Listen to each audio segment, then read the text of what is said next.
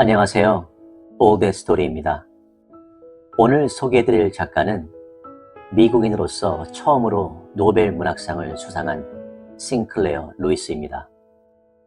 이 작가는 1885년 미국 미네소타에서 태어나 예일 대학을 마치고 기자 생활과 출판사에서 편집자로 일했습니다. 1920년 메인 스트리트로 미국 생활에 대한 날카로운 재현과 미국적 물질주의, 편협성, 위선 등에 대한 비판으로 세계적인 명성을 얻었습니다. 오늘 소개 작품은 늙은 소년 엑슬브롯입니다. 주인공은 64세에 공부를 시작하여 65세에 예일대학에 입학을 합니다. 이 작품은 주인공의 인생 일대를 독자들로 하여금 감동과 경험, 여러 가지를 호소하고 있습니다. 그럼 편안한 마음으로 감상하세요.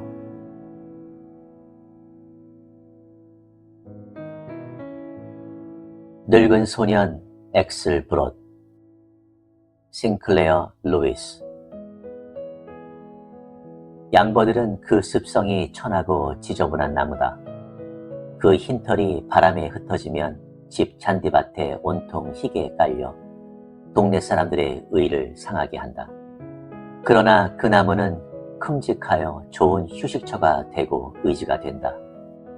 높이 퍼진 잎사귀에 햇빛이 반짝이고 잎사귀 사이에서 오는 매미소리는 먼지 많은 시내의 여름 오후를 상쾌하게 해준다. 평야의 우뚝우뚝 솟은 산과 옐로스톤 강 사이에서는 보리밭에서 사제 발숙 벌판 일대에 걸쳐 땀 흘려 일하는 농사꾼들의 시원한 그늘을 마련해주는 것이 이 양버들이다. 조례 레몬 읍에서는 크루트 엑슬브롯을 양버들 영감이라고 부른다. 성질이 서로 비슷하다고 해서 붙인 별명이었다. 그는 시골 신장로 양 옆에다 예쁘게 쭈기나무를 심었다. 그래서 그 가로수 아래로 마차를 몰고 가는 일꾼들은 그 길에서 자기네 개인용 신장로를 달리는 기분을 낼 수 있었다. 올해 65세의 크누트는 자기네 양 버드나무처럼 그 뿌리는 땅속 깊숙이 박히고 몸뚱이는 비와 바람과 8월의 뜨거운 뙤약볕으로 고색이 창연했고 그 머리 꼭대기가 낮에는 넓은 지평선으로 퍼졌고 밤에는 대초원의 넓디 넓은 하늘을 향해 버텨 있었다. 그는 원래 이민자지만 이제는 말씨까지도 완전한 미국인이 다 되고 말았다. B자 발음과 W자 발음을 제대로 못할 뿐이지 비음이 많은 미국 북부지방의 영어를 제법 잘했다. 예전에 자기 고향 스칸디나비아에서는 늘 미국을 광명의 나라라고 동경하고 있었던 까닭에 그는 미국인 티를 더욱 많이 냈다.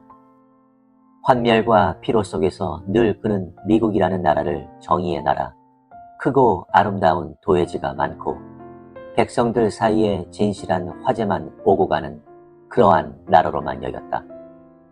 그리고 언제나 그는 미를 대담하게 갈구하는 젊은 마음을 지니고 있었다. 어렸을 때 크누크는 유명한 학자가 되어 여러 나라 말을 유창하게 하고 역사에 능통하고 지혜로운 책들 속에 아름다운 세계를 마음껏 즐겨보기를 원했었다. 미국에 처음 왔을 때 그는 어느 제재소에 취직하여 온종일 노동을 하며 밤에는 꼬박 공부만 했다. 그는 불과 18세 때 리나 웨셜러스라는 연약한 처녀를 불쌍히 여긴 나머지 그녀와 결혼을 했다. 그리고 마차를 몰고 즐겁게 대초원을 건너 새 농토를 찾았으나 곧 가난과 가족이라는 그물에 얽혀 오금을 못 펴게 되었다. 18세 때부터 58세까지 그는 병든 애를 살려내고 저당 잡힌 농장을 되찾아내기에 급급하며 세월을 보냈다. 나는 성공 못해도 자기들만 잘 살게 되면 만족이라고 너그럽게 인생을 달관하고 그는 틈틈이 시간을 내어 독서를 낙으로 삼았다. 나이를 다 먹은 사람이 혼자서 공부하자니 그런 책이나 읽을 수밖에 없었다. 항상 미지의 도읍을 그리며 학문을 동경하면서도 그의 몸은 자기 농장을 떠나지 않았다. 그는 빚을 깨끗이 갚고 농장도 하나 장만했다. 곡식이 잘 자라는 밭에다가 가축도 여러 마리 쳤고 시멘트로 헛간 한 채에다가 양계장도 한 채 딸리고 새로 세운 풍차 방앗간도 하나 딸려있는 농장이었다. 이렇게 생활이 안정되고 마음이 편해지고 보니 이젠 죽을 날이 가까워진 것만 같았다. 나이가 이제는 63세. 자기 할 일은 다 한지라 이제 그는 남에게 소용없는 외톨이 신세가 되고 말았다. 아내는 이미 죽었다. 아들놈은 멀리 흩어졌다. 한 놈은 파고에서 치과의사 노릇을 하고 있다. 그는 자기 농장을 딸 내외에게 넘겨주었다. 딸 내외는 함께 모시고 살겠다는 것이었으나 그누크는 그것을 거절해버렸다. 안 된다. 너희들도 자립자활하는 걸 배워야 해. 내가 농장을 거저주는 게 아니야. 지대로 1년에 400달러씩 나한테 내라. 난 그걸로 살면서 내 집에서 구경이나 하겠다. 너희들 사는 꼴을. 자기 농장의 문나무 가운데서 그가 제일 좋아하던 외나무 양버들 옆 비탈에다 그누크는 방수지로 지붕을 이어 오두막집을 한 채 짓고 여기서 호라비 살림을 했다. 식사도 스스로 지어먹고 잠자리도 스스로 보았다. 가끔 양지에 나가 앉았다. 책을 여러 번 읽었다. 시내 도서관에서 빌려온 책이다. 이러고 보니 한평생 지켜온 의리의 짐을 이제는 벗어났다는 감이 들기 시작했다. 그는 오두막 앞에 등없는 부엌용 걸상에 여러 시간씩 꼬박 앉아 있었다. 어깨가 떡 벌어지고 수염은 흰 사나이가 꼼짝을 않고 말이다. 바지는 자루처럼 훌렁훌렁했고 깃도 없는 셔츠를 걸친 꼴은 보기에 기묘했으나 생각은 깊었다. 그는 그루터기만 남은 넓은 밭 저 멀리 잭 레빗 포커스 교회당 첨탑을 바라보며 인생을 곰곰이 생각해 보았다. 몸에 꽉 배어버린 습관을 처음엔 깨어버릴 수가 없었다. 그는 새벽 5시에 일어나 집안을 청소하고 정원을 가꾸다가 정각 12시에 점심을 먹고 해가 지면 잠자리로 들어갔다. 그러나 이런 규칙적인 생활을 안 해도 그를 잡아갈 사람이 없음을 그는 차차 알게 되었다. 그는 아침 7시 아니 8시까지도 잠자리에서 일어나질 않았다. 그는 큼직하고 순한 얼굴 고양이를 한 마리 구해서 데리고 놀았다. 탁자에서 우유도 핥아먹게 했다. 그리고 그 고양이를 공주라고 불렀고 사람이 너무 일을 하는 것 어리석은 짓 아니냐고 그 고양이한테 은근히 소회를 풀어보기도 했다. 국물 자국이 묻은 신문지 몇 장을 덮어 씌운 송판 탁자와 구깃구깃한 이불뿐인 오두막집에서 큼직한 우통에 셔츠 하나만 걸치고 사는 이 노인의 주위에는 청춘의 정열적인 포부와 먼 옛날의 아름다움을 더듬는 굽이 떠돌고 있었다.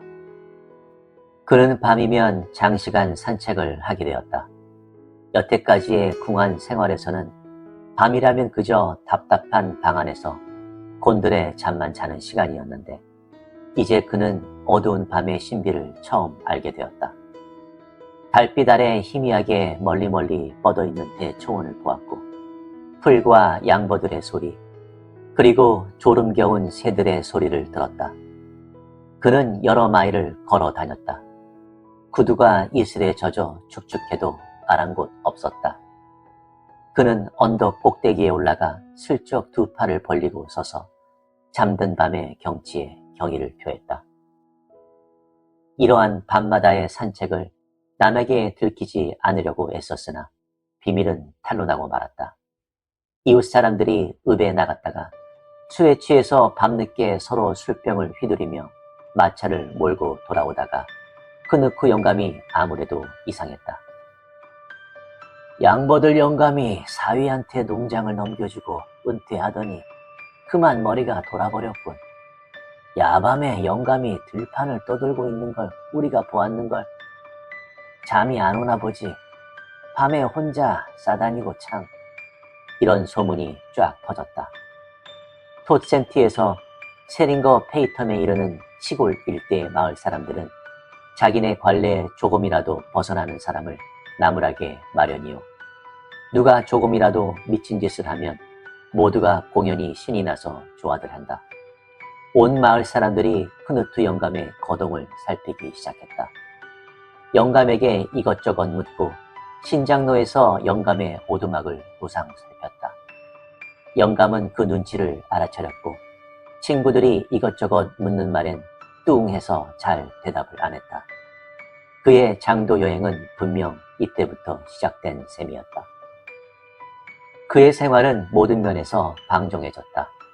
언젠가는 공주에게 이렇게 고함을 질러 놀라게 하늘까지 있었다.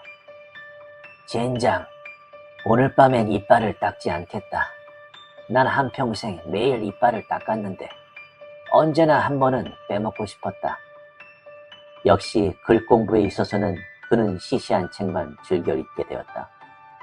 멕시코 정복사를 읽다가 제멋대로 내던지고 이제는 도서관에서 빌려온 소설 등을 즐겨 읽게 되었다. 이리하여 그는 평생 원하던 춤과 술의 세계를 재발견했다. 물론 예전처럼 경제학 책, 역사책도 덜어 읽기는 했지만 그는 밤마다 물소불 의자에 쭉 몸을 펴고 간이 침대에 발을 올려놓고 무릎에 공주를 안고 제다성 공략의 이야기며 트릴비의 연애 이야기를 즐겼다. 그런 소설 속에서 그는 우연히 예일대학 생활을 화려하게 그려낸 소설을 한 권 읽게 되었다. 어떤 훌륭한 청년이 예일대학에 가 고학을 하며 두각을 나타내어 최우등상을 타고 담장에 앉아서 아주 재미나고 유익한 얘기를 친구들과 나누는 내용이었다. 이 소설을 새벽 3시까지 읽고 나서 이제 64세의 크누트 엑슬브롯은 대학을 다녀보기로 결심했다. 한평생을 두고 한 번 다녀봤으면 하던 대학이니 꼭 한 번 다녀봐야지.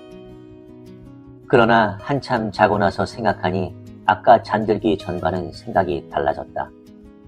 낯살이 지긋한 놈이 팔팔한 젊은이들 틈에 낄 생각을 하니 은빛 자작나무들 사이에 낀 지저분한 양버들처럼 꼴불견일 것만 같았다. 그래도 여러 달을 두고 그는 그 생각을 버리지 못했다. 대학을 시신들의 영산으로만 여기던 그는 그 영지에 한번 참배해보고 싶은 생각을 버릴 수가 없었다. 그는 대학생이 부잣집 논팽이들 말고는 모두가 학구욕에 불타있는 줄로만 알았다. 그가 머릿속에 그리는 하버드, 예일, 프린스턴 등의 대학은 대리석 전당이 들어찬 유서 깊은 숲이요.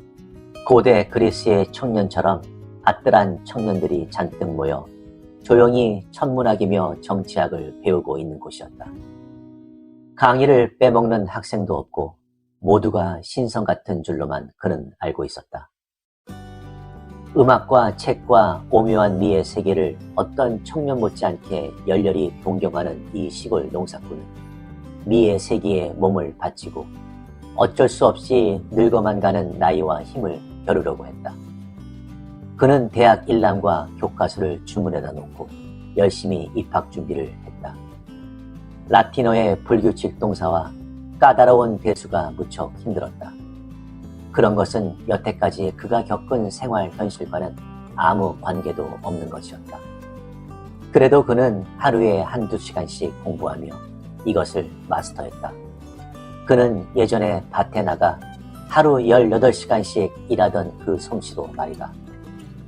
역사와 영문학에는 비교적 고생을 안 했다. 재미삼아 하던 독서에서 이미 배운 것이 많았기 때문이다. 이웃에 사는 독일인들한테 이미 북부 독일어를 좀 배웠던 덕분에 독일어도 수월했다. 45년 전에 학교 선생 노릇을 좀 해봤던지라 공부하는 요령도 차차 생각이 났다. 이러고 보니 정말 해낼 자신이 차츰 생겼다.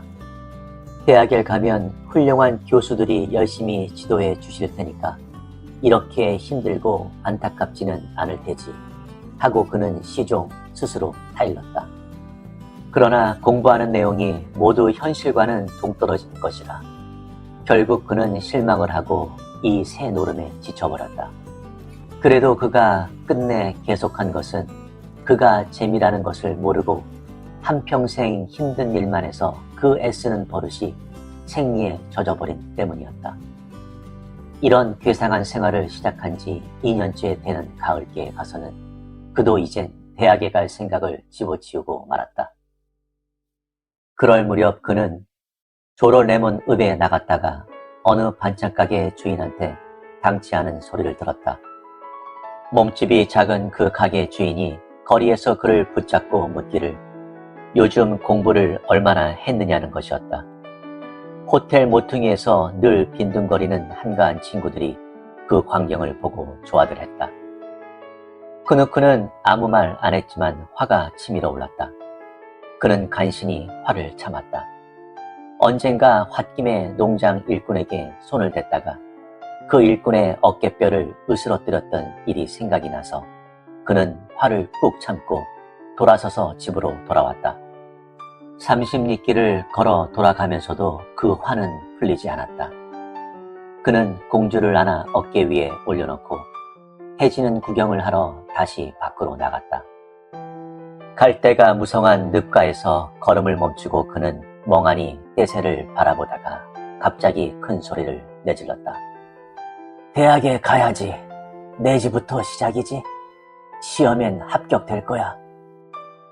이틀 후 그는 공주와 가구를 사위네 집으로 옮겨놓고 새 모자와 셀룰로이드 칼라와 검은 양복 한 벌을 사다 놓고 별이 총총한 밤이 새도록 열심히 기도를 드리고 나서 미니아폴리스행 열차를 타고 뉴 헤이븐으로 떠난 것이었다. 차창 밖을 내다보며 그누크는 마음을 단단히 먹었다. 백만장자의 아들 녀석이 이제 나를 놀려댈 테지. 그놈들이 어쩌면 내게 구박을 할지도 몰라. 그따위 악마의 자식들과는 상대를 말고 나 같은 서민 학생, 고학생들하고만 상종해야지. 시카고에서 그는 번갯불처럼 빨리 지나다니는 사람들 떼를 보고 겁이 났다. 줄을 지어 덤벼드는 자동차의 요란한 소리에도 겁이 났다. 그는 하나님 날 살립쇼 하고 기도를 드리며 내달려가서 뉴욕행 열차를 집어탔다. 마침내 뉴헤이븐시에 그는 도착했다. 놀려대는 따위의 실례의 짓은 안 했지만 알 수 없는 노릇이라는 듯 눈썹을 찌푸리면서 예일 대학 당국은 그를 맞아들여 시험을 치르게 했다. 펜을 들고 땀을 흘리며 애를 써서 그는 간신히 그 시험에 합격이 되었고 대학 당국은 기숙사 한 방을 그에게 내주고 동숙할 학생 한 명을 딸려주었다. 그 학생은 이마가 넓고 얼굴이 희고 유순해 보였다. 그의 이름은 레이 그리블. 뉴잉글랜드 지방에서 학교 선생 노릇을 하다 온 작자인데 그자가 대학에 온 목적은 주로 월급이 더 많은 선생이 되려는 데 있는 것 같았다. 레이 그리블은 정력적인 활동가였다. 그는 어떤 제강회사의 바보 아들의 개인 교사로 곧 취직을 했고 식당 일을 거들며 식비를 벌었다. 이 학생이 크누트의 주된 친구였다. 크누트는 이자를 좋아해 보려고 애를 썼으나 사사건건 기분 나쁘게 하는 바람에 도무지 정이 붙질 않았다.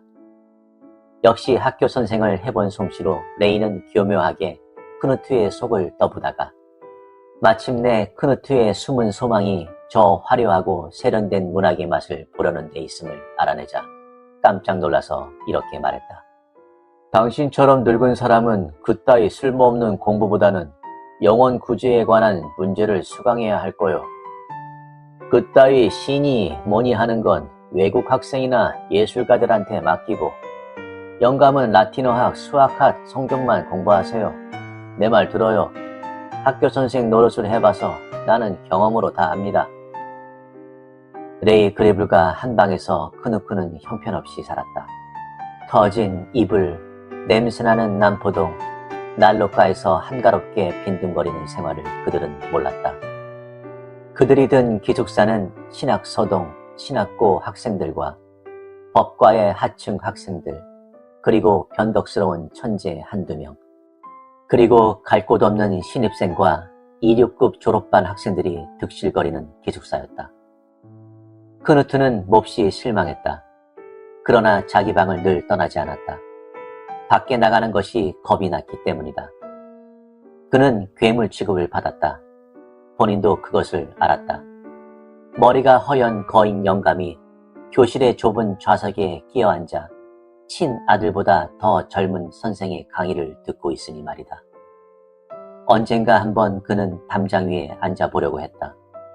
이제는 담장에 앉아 정담을 벌여놓는 학생들이 없는지라 영감이 공연히 젊은 채 놀아보려는 꼴이 되고 상급생 2명이 조롱하는 바람에 그는 슬며시 그 자리를 뜨고 말았다. 그는 레이 그리블이 싫어졌다. 한반의 말 많은 고학생들도 싫어졌다. 민주주의의 훌륭한 전통을 비웃어서는 안 될 노릇이지만 대학 미담에 나오는 이야기는 현실과 달랐다. 고학하는 대학생들은 난로가에서 잡담이나 하는 논팽이 학생들보다 강하고 용감하고 성공의 가망이 더 많다 하여 대학마다 그런 훌륭한 학생들을 찬양하는 미담이 많았지만 현실은 딴판이었다. 알고 보니 식당 심부름을 하면서 고학하는 놈이나 축구선수나 논팽이나 다를 것이 없었다. 하나같이 시시한 놈들이었다. 물론 명랑하고 겁이 없는 훌륭한 놈들도 고학생 가운데는 많았다. 돈 많은 학생에게 아첨하지 않고 1대1로 떳떳이 대하는 고학생들도 많았다. 그러나 비굴하게 겉체면만 차리는 것을 가장 편리한 자세로 삼는 고학생들 또한 많았다. 이런 학생들은 참으로 세세한 일에까지 신경을 쓰는 것이었다. 자기가 개인 지도하는 동급생한테 알랑거리고 장학금 위원 교수 애들에게 굽신거리고 다이크홀 예배식에 나가서는 남에게 잘 보이려고 가장 신앙이 깊은 채 하고 그런가 하면 또 논팽이 학생들의 손가락질을 받지 않으려고 제이크 회관에서 맥주 한 잔을 서슴지 않았다.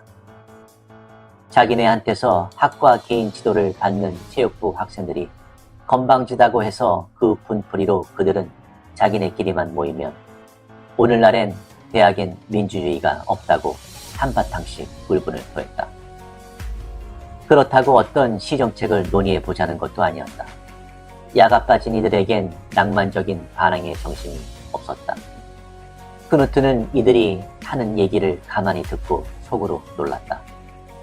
추수 때 우리 농장 헛간 뒤에서 젊은 일꾼들이 떠벌리는 수작하고 어쩌면 저렇게도 똑같을까.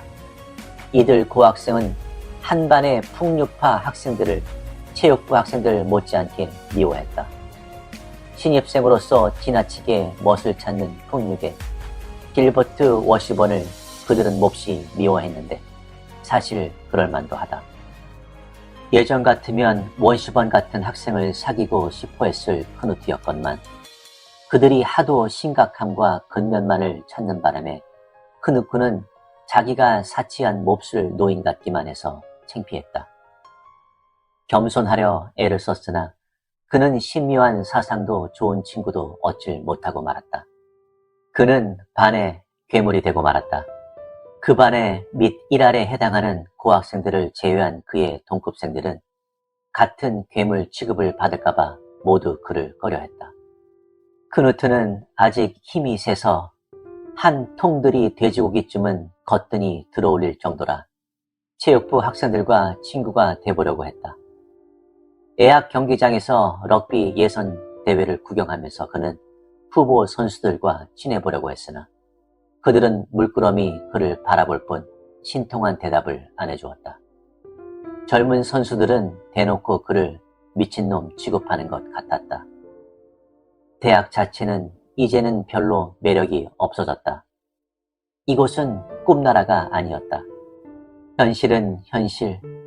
케밀롯이든 조롤레몬이든 예일 대학교든 아니 하버드 대학인들 무엇이 다르랴. 현실은 마찬가지였다. 대학 건물도 이제는 예술의 전당이 아니라 한낱 벽돌집 혹은 석조 건물로만 보였다. 그리고 그 건물 옆을 그가 살그머니 지나치려면 창가에서 빈둥거리던 젊은 녀석들이 그를 재미나게 내다보는 것이었다. 가 같은 학생 식당에서 하루 3끼 식사를 하기가 죽기보다 더 싫어졌다.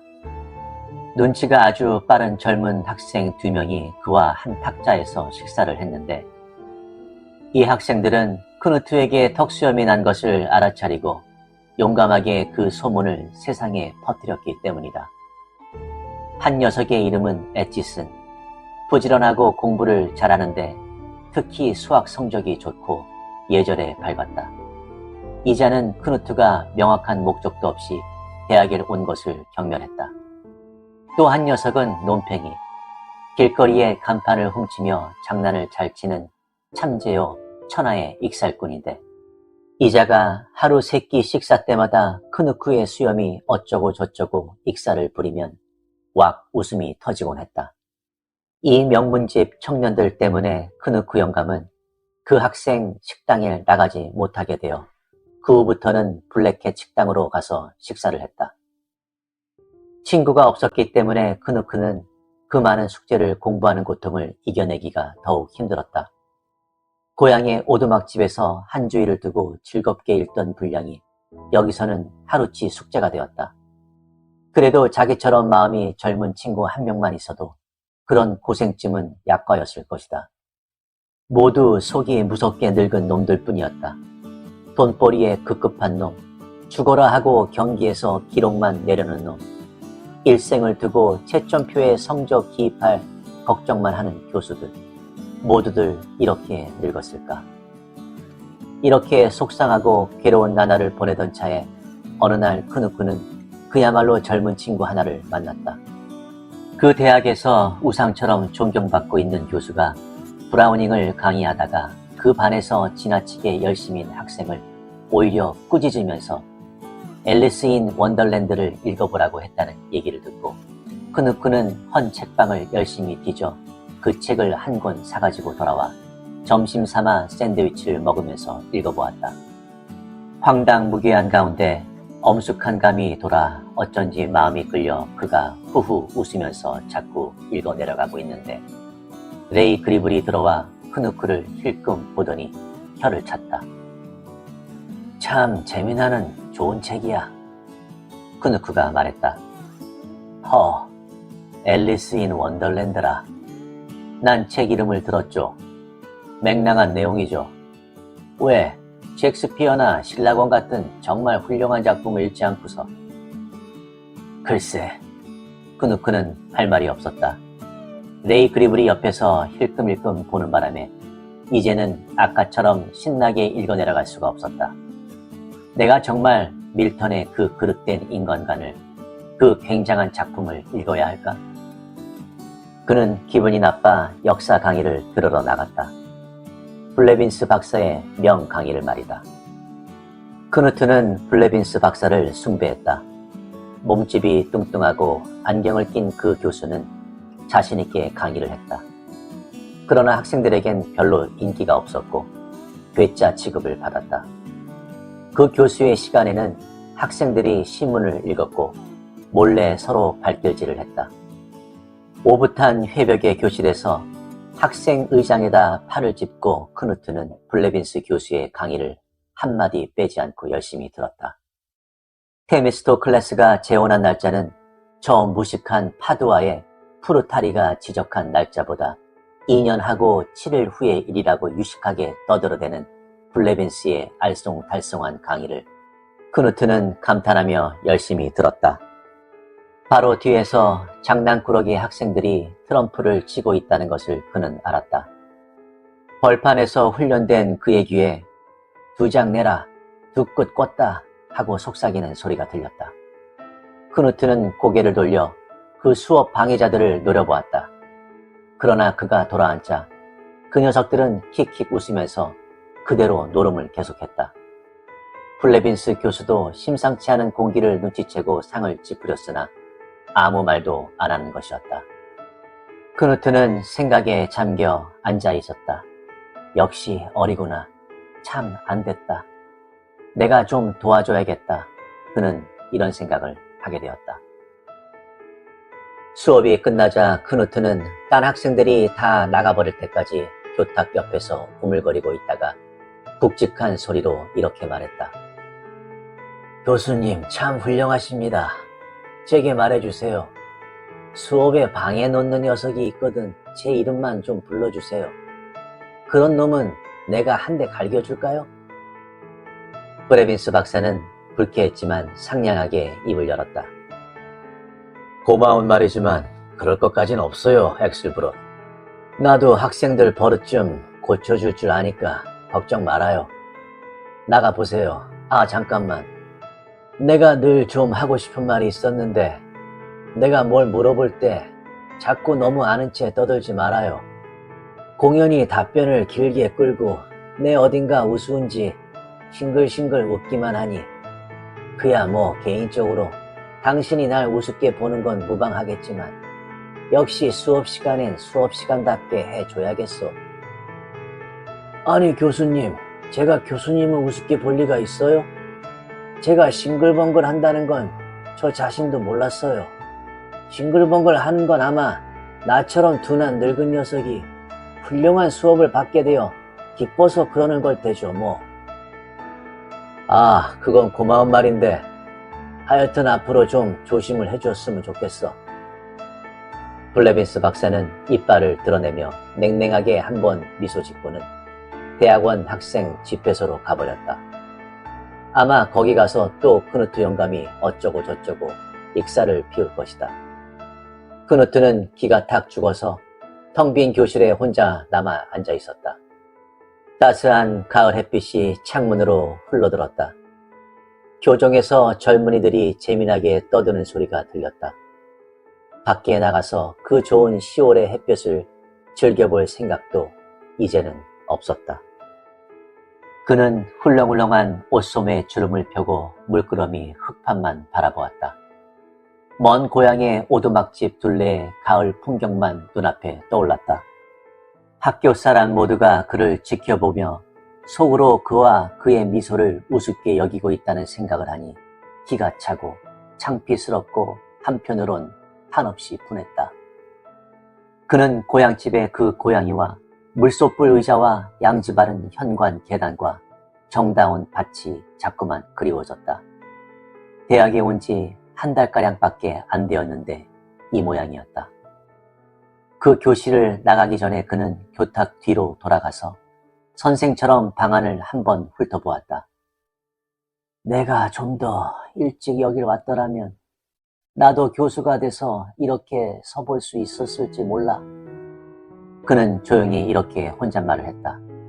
밖으로 나가보니 10월의 금빛 햇볕이 따사로워 마음도 약간 진정되었다. 그는 거리를 지나 휘트니 가로에서 이스트록 언덕을 향했다. 고향의 벌판에 외따로 우뚝 솟은 산과 비슷한 언덕이었다.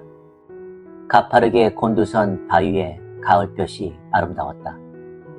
살랑거리는 나뭇잎 소리는 음악과 같고 맑은 공기 속에서 유서 깊은 뉴 잉글랜드의 갖가지 이야기가 가득 차 있는 듯했다.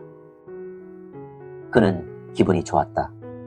시를 지을 줄 안다면 이럴 때 시가 나오겠는데 그는 이스트로 꼭대기까지 올라갔다. 옥스포드의 탑 같은 예일 대학의 건물들이 전부 내려다 보였다. 지저분한 시골놈 엑슬브롯이 지금 대서양의 작은 만을 넘어 뉴욕주를 바라보고 있구나 생각하니 기분이 이상했다. 언덕가의 벤치에 어떤 신입생이 앉아 있었다. 알고 보니 길버트 워시번이었다. 속물 풍류객. 언젠가 레이 그리블이 저 학생을 이렇게 평한 일이 있었다.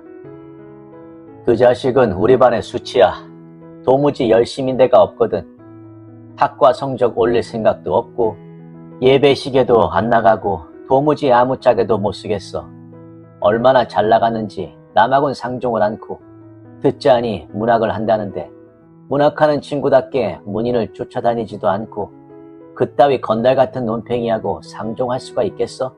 시간이 아깝지. 하늘을 배경으로 길버트의 옆모습은 아름다웠다. 크누트는 길버트를 바라보며 의분 비슷한 것을 느꼈다. 몹시 괘씸한 놈이라 느꼈다. 입은 옷은 무척 훌륭했지만 마음의 만족은 못 느끼고 있을 것 같았다. 저 따위 녀석은 농장 일꾼 노릇을 좀 해보고 건초 더미 속에서 잠을 자며 한번 고생을 해봐야 해. 한번 그래봐야 자기의 지금 팔자가 늘어진 것을 알고 저런 불만스러운 얼굴을 안 하게 될 것 아냐? 못난 자식 같으니. 크누트도 그리불식의 윤리의식을 발휘하여 이렇게 혼자 중얼거렸다. 길버트 워시번은 몸을 일으켜 어슬렁어슬렁 다가와서 크누트를 힐끔 보고 같은 벤치에 와 앉더니 경치 참 좋죠? 하며 미소를 지었다. 진심의 미소였다. 그 미소, 크누트가 대학에 온 목적이 바로 저런 미소를 찾으러 온 것 아니었던가? 그는 방금 아까까지의 윤리적인 태도를 대뜸 버리고 기분이 흐뭇해서 대답했다. 얼굴의 주름이 미소로 더욱 깊어졌다. 아크로폴리스의 경치가 꼭 이럴 거요. 저 엑슬브롯, 난 당신 생각을 늘 했는데요. 그래서 우린 서로 좀 알아가야겠어요. 우리 둘은 학교에서 말썽이 많거든요. 우리는 꿈을 찾아 여기 온 사람인데 기블렛인지 뭔지 당신하고 한방에 있는 그자하고 에치슨 같은 좁쌀 친구들은 우리를 바보 취급한단 말이에요.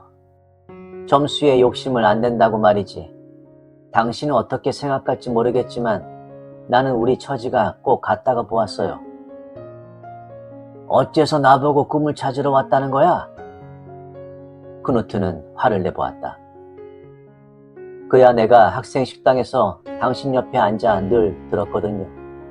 대학 다니는 이유가 어쩌고 저쩌고 에친슨이 떠들면 당신은 늘 딴 얘기를 했죠. 시시한 화제지 참. 카인과 아벨이 에덴 농과대학에서 그런 문제를 토론하지는 않았을까 몰라. 아벨은 품행방정하고 점수만 따르는 우등생이고 카인은 시를 읽고 싶어하고. 아마 아담 교수님이 이렇게 말했을 거야. 카인, 시를 읽지 말게. 수학 공부에 도움이 안 되니까 하고 말이야. 그래요. 그런데 이 미세 시집 좀 구경 안 하겠어요? 오늘 좀 기분이 나서 이런 걸 들고 나왔어요. 작년에 외국에 나갔다가 사온 거죠. 호주머니에서 길버트는 외국말로 쓴 조그만 책을 한 권 꺼냈다.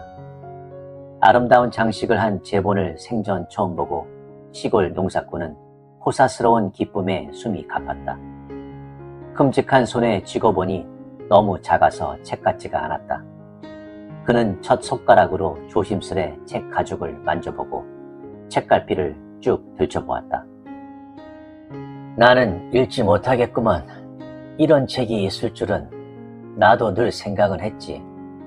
하며 그는 한숨을 내쉬었다. 봐요.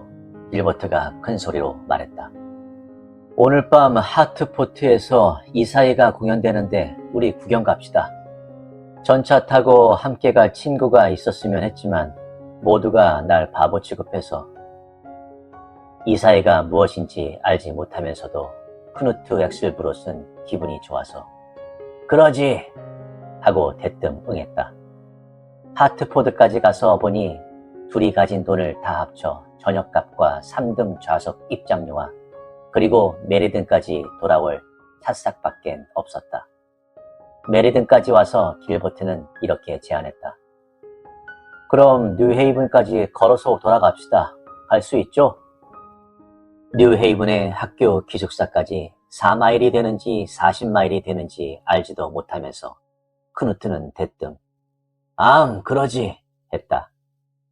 몇 달 전부터 그는 몸을 아껴야 건강이 지속될 참이었는데 오늘 밤만은 하늘이라도 나를 수 있을 것 같았다. 이사회의 음악에서 그는 생전 처음 실물 음악가를 구경했는데 그가 여태까지 읽은 윌리엄 모리스의 작품이나 왕가와 목가에 나오는 꿈처럼 아름다운 세계를 그 음악에서 보았다.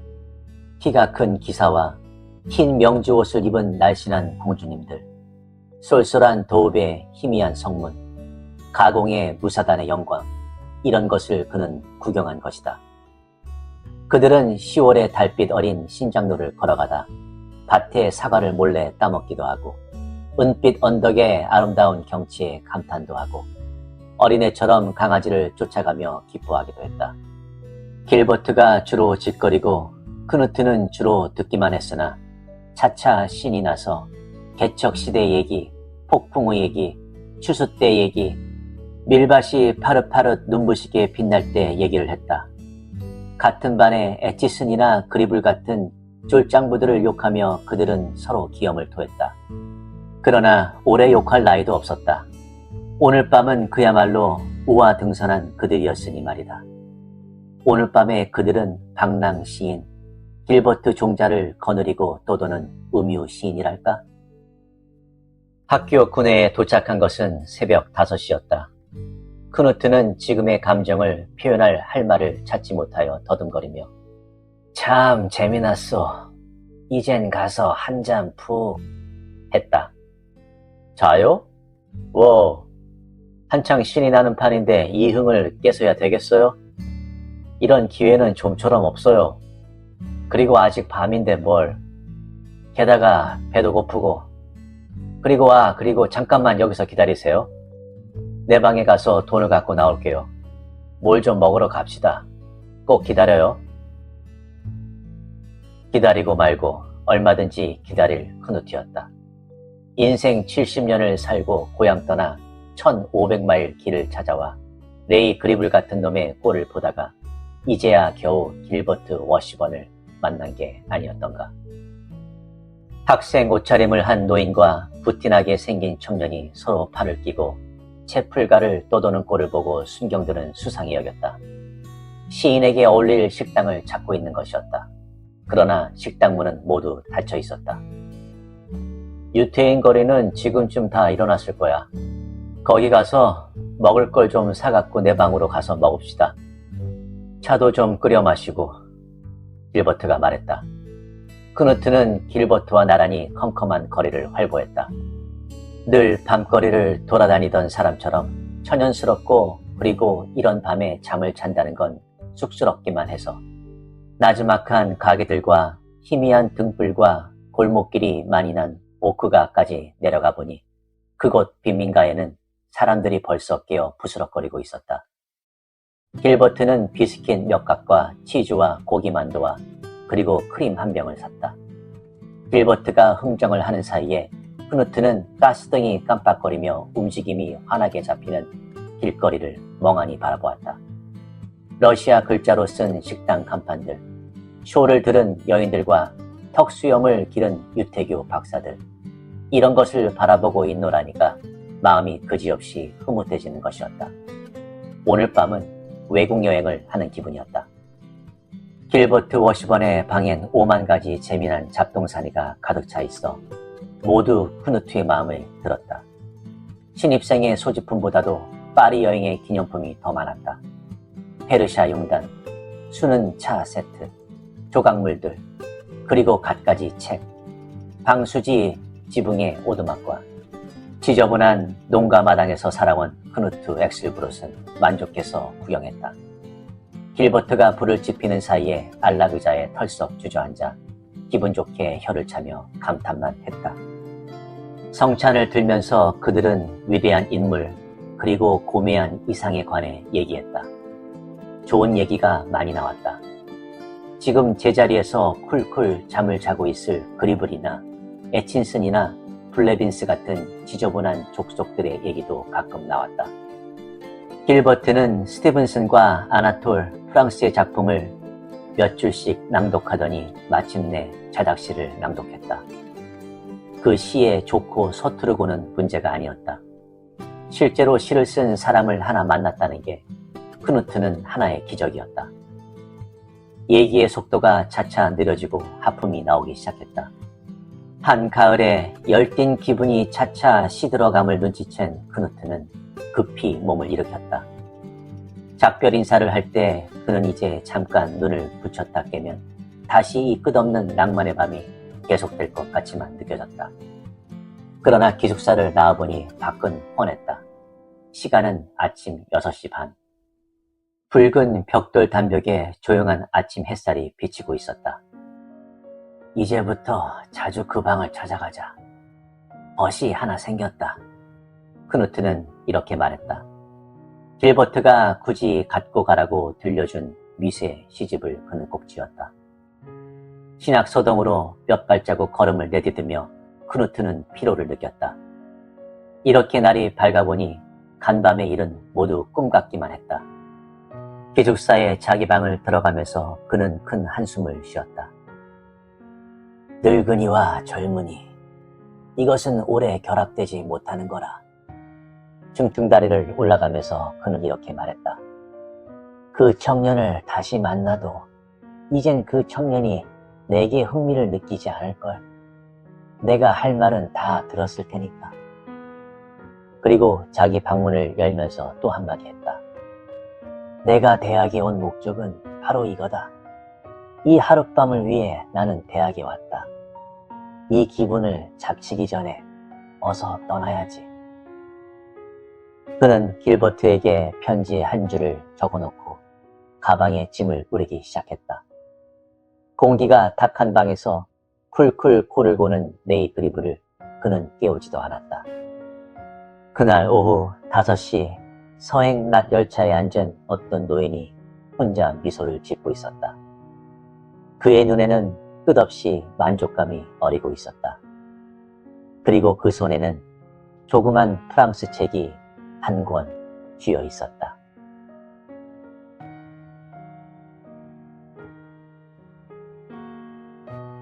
어떠셨나요? 주인공은 노인이 된 후 대학에 입학을 하게 됩니다. 삶에는 시기에 맞는 단계와 환경이 있듯 그에게는 낭만적인 대학 생활이 다가오지 않죠. 우리에게 나이에 대한 시사하는 바가 분명히 있는 것 같은데요. 무엇이 늙은 것이며 나이 든 것인지요. 자신이 원했던 꿈을 위해 끊임없이 노력하여 65세의 나이에 공부를 해서 대학에 입학한 주인공. 그를 같은 학생으로 바라보지 않고 이상한 시선으로 바라보며 피하고 면박 주는 자들이 오히려 더 늙은 것이 아닌가 생각이 듭니다. 그렇다면 여러분들은 나이 때문에 긍정이든 부정이든 경험하셨던 것은 무엇이었나요? 구독과 좋아요는 영상 제작에 많은 힘이 됩니다. 감사합니다.